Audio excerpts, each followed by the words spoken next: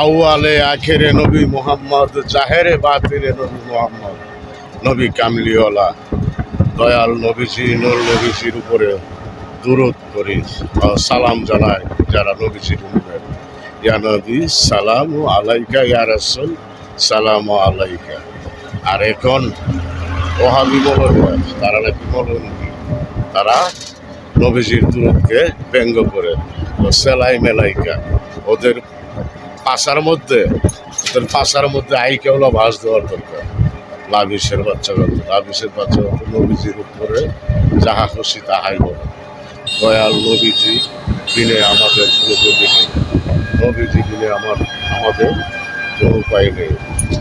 কবরে হাসরে মিজানে বলছে রাতে সকলখানে নবীজি আমাদের সাথে, নবীজি বিনে আমাদের কোনো গতি নেই।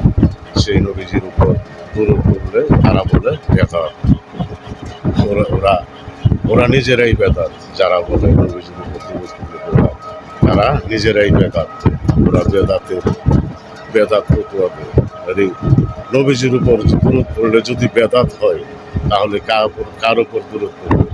নবীজির সাথে কারো তুলনা নেই, কোনো নবীর তুলনা নেই নবীজির সাথে। নবী মুহাম্মদ রাসূলুল্লাহর সাথে কোনো নবী পয়গম্বরের তুলনা নেই। আর তোমরা সাধারণ মানব হয়ে তোমরা নবীজির সাথে তুলনা দাও।